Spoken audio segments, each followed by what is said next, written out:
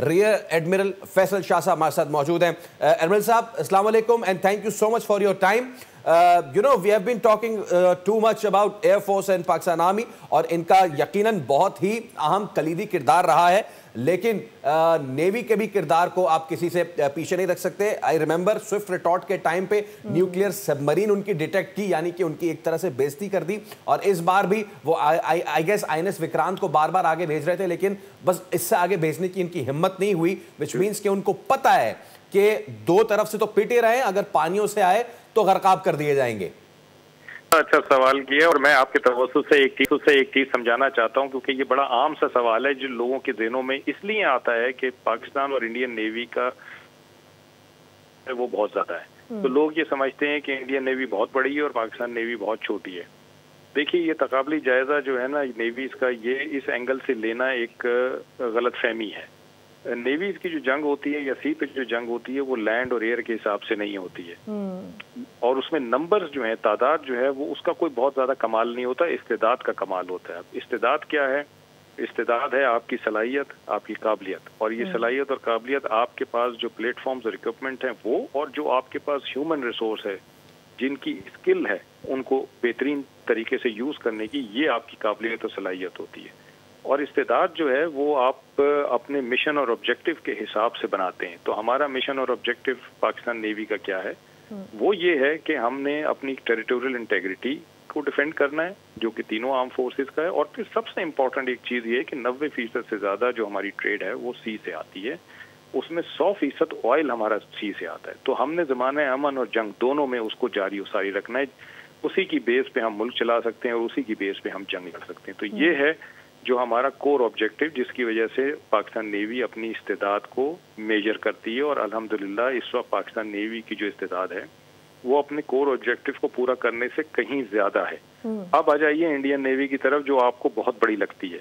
देखिए, हमारी 1000 किलोमीटर की कोस्ट है और उसके साउथ में सी है। इंडियन नेवी की 7000 किलोमीटर की कोस्ट है और उनके मशरिक, मगरिब और जुनूब तीनों में सी। उनकी जो नेवी है उसका काम बहुत ज्यादा है। उसने मशरिक में भी देखना है, मगरिब में भी देखना है और जनूब में भी देखना है, चाइना को भी देखना है, बांग्लादेश को भी देखना है, श्रीलंका को भी देखना है। तो उनकी जो नेवी के जितने भी एसेट्स हैं, किसी भी कॉन्फ्लिक्ट सिचुएशन में पाकिस्तान के साथ, ये ऐसा नहीं होगा कि वो सारे के सारे उठ के पाकिस्तान की तरफ आ जाएं और अपने अपने इलाके, जो जिम्मेदारी के इलाके हैं, उनको छोड़ दें।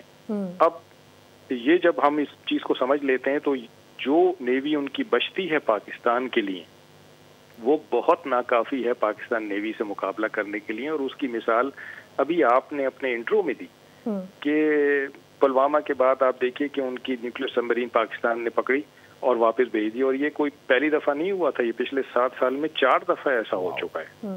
उसके बाद आप देखिए कि उनका एयरक्राफ्ट कैरियर, जिसपे वो बड़ा नाज करते हैं राफेल की तरह, वो आया 400-500 मील तक साउथ में पाकिस्तान के, और वहां उससे आगे आने की उसकी हिम्मत नहीं हुई और वापस अपने घर चला गया, क्योंकि उसने नेवी को, पाकिस्तान नेवी को सामने तैयार देखा।